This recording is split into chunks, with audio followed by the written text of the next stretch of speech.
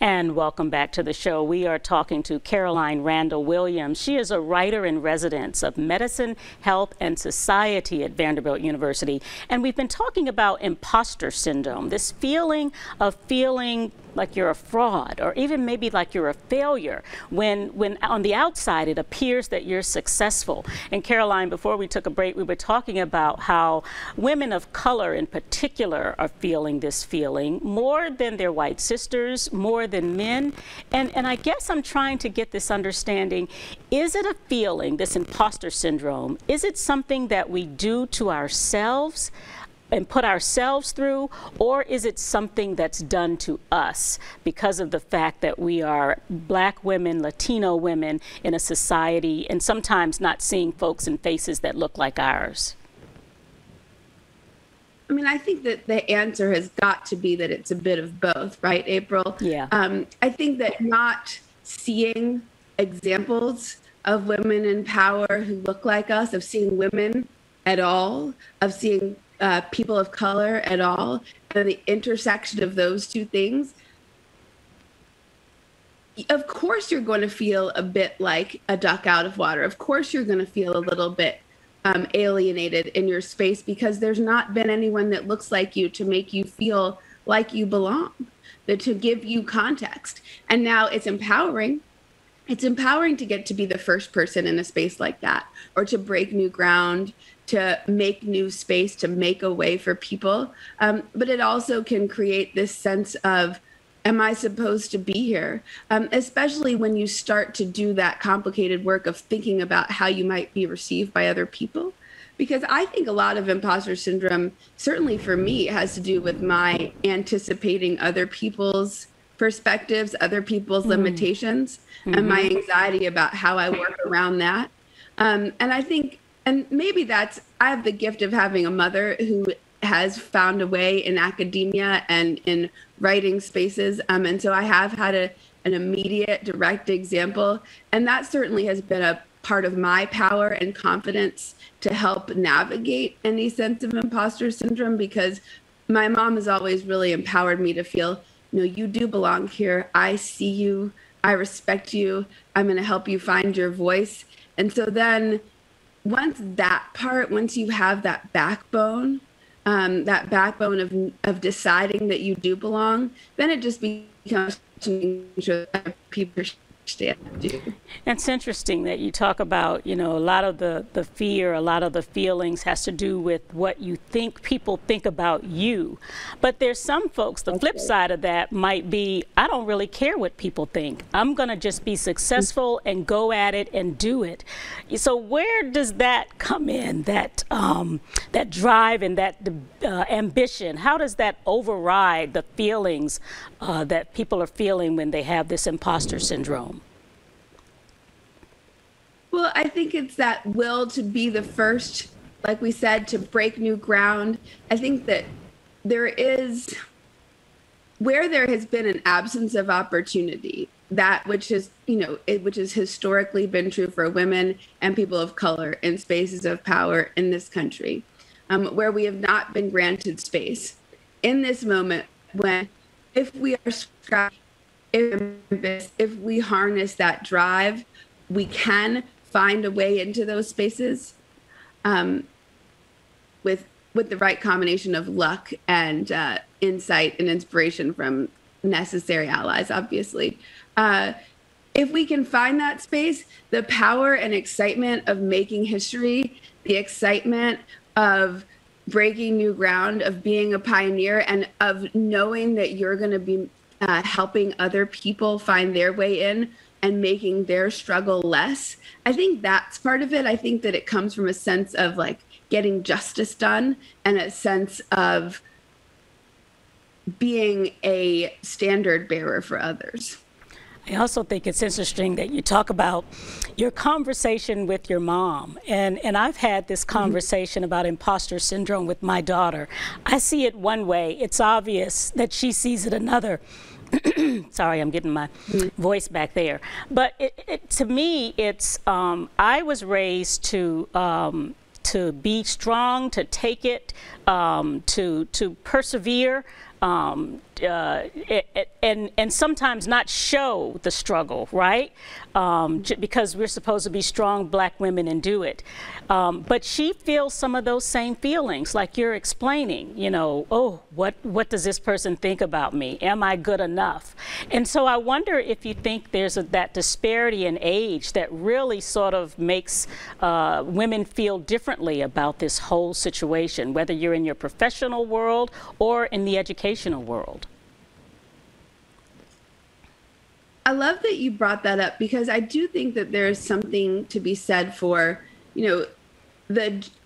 my mother's generation. I mean, some of the perspective that you're sharing separate from, my perspective or your daughter's. When my mom was coming up, we knew it was more explicit that Black people were not allowed and that women were not allowed. And I was raised, on television shows and in, my school spaces and, in social spaces saying girls are allowed, you can do anything. The race isn't a problem anymore, right? So you're welcome here, you're allowed here. And so then you hear that growing up in a way that earlier generations of women and people of color didn't.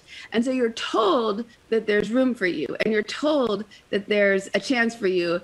And then when you feel that twinge of like, I don't know if they're actually really wanting to let me in, I don't know if they're really taking me seriously, that can be a little bit disorienting, and it can create this sense of anxiety. It can create this sense of being an imposter or a fraud.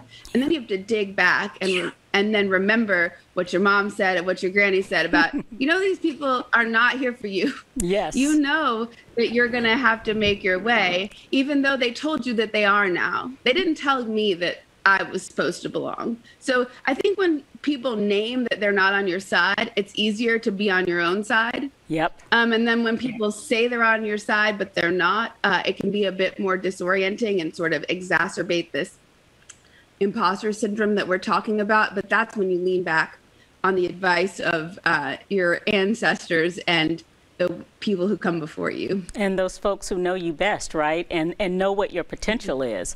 I wonder, how else do you think, so let's talk solutions a little bit. How can people sort of get rid of that feeling of self-doubt? How can that be changed, do you think? Well, I have to go through this for myself every day. I sit and I think, do I honor, respect, and trust the people who hired me, who asked me? Do I trust their judgment? And then usually the answer is yes.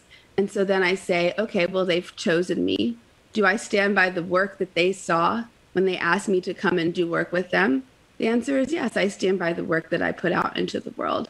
And then I say to myself, you deserve this. And then you say, okay, then now I'm going to continue to work to continue to deserve this. And then sometimes it's a question of, there's that old phrase, and it's a little too easy for this answer, but there is something to fake it till you make it. Because I think there's a part of it that you have to say to yourself, if I have all of these external truths that I know, that I trust the people who hired me, that I stand by the work that I turned in to get to this position, and I know that I'm capable of reproducing that work, then the answer is I do belong. And if I'm not feeling it, I need to work on how I trust self, trust output, until I know that I feel that belonging that I'm looking for. I love that. I love sort of your 3 things to do, those affirmations that you kind of do through yourself. And it's probably also a role for us to mentor each other, don't you think? For us to continually talk to each other and make sure when you're having those feelings of doubt that we lift each other up and through it. Yeah, you have to find your allies. You have to find the people that can be a mirror for you. Because if you can't name how you're feeling to somebody who can then say, no, that's not real. You need people that can tell you when what you're feeling is real, and you need people that can tell you when what you're feeling is not real. And you need that intimate trust that then can bolster you and lift you because you know that it is trustworthy feedback. I wonder if you even, I didn't mean to cut you off there, I'm sorry, but I wonder if you're on the university's campus, I wonder if you see it in your students too, if it's really prevalent on campus with young women. I think absolutely you see young women who, it's hard, not as much as you'd think.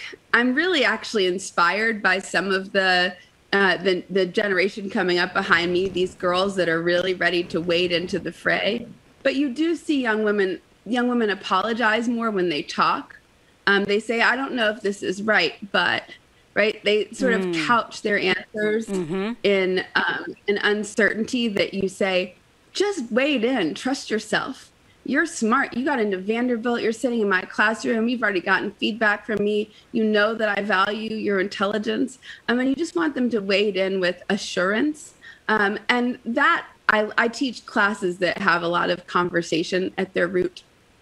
And I'm very inspired by watching them sort of grow over the course of every semester. You start with people who, are tentative as they wade in. And I do feel joy and an obligation to make sure that I pull out of them a little bit more confidence in how they take their stand and how they claim their space in my classroom. Last couple of minutes, I want to be a little bit nosy and pick and talk a little bit about what you're teaching there at Vanderbilt. What's the latest? I know you've written some beautiful books in the past. Talk about what's happening now. Well, I'm teaching right now a class called COVID and Society, and it's the second year we've taught this class. Last year I taught it with Jonathan Metzel, who's the head of my department, and David Wright, who is a scientist and the head of the science and math departments at Vanderbilt, and Selena Callahan-Kapoor, who's a medical anthropologist. And the four of us together came up with this sort of multidisciplinary class that talks about how COVID is changing the world from this perspective of journalism, medicine, how we engage with the media, how we engage with one another, how we consume art, how we collect narratives, how we interact with healthcare professionals. So we're teaching that class again this year in person, which is going to be amazing. Our first class actually meets today. And I'm so happy that the university has allowed a class that's sort of this innovative and intersectional to, thrive through 2 semesters, because the feedback that we get from students is extraordinary. And we've really been able to bring in panelists for large class discussions from literally all over the world. Especially, that was a strange perk of the Zoom learning era, that we had people, from Switzerland and Los Angeles and, all over the globe coming in to speak to the students and engage with this really important seismic moment in history at the crossroads of how we navigate one another, both from a storytelling perspective and a story of our bodies, our health perspective. Excellent. And any books in our last minute? Any books that I'm writing? Yes. I'm working on a really exciting book project that I can't actually announce yet. But, darn. but it's a collaboration, and I'm writing a suite of original poems to go alongside a really extraordinary book about empowerment and the body with a really incredible writer. And I'm terrifically excited about it. I'll have to come back on once the book's announced so we can talk about it more. Yes, please. I can't wait to see. Caroline Randall Williams, thank you so much. It's always a pleasure to talk to you and get your thoughts about things, in this case, the imposter syndrome and what we're doing. And remember Caroline's 3 things. She said, trust the people who hired you. She said, do you trust the work that you do? If those are yes and yes, then make sure that you have that confidence in yourself. I love the way you position that. Thank you so much for being with us today, Caroline. Thank you so much for having me. And thank you for watching as well. We'll see you again next time.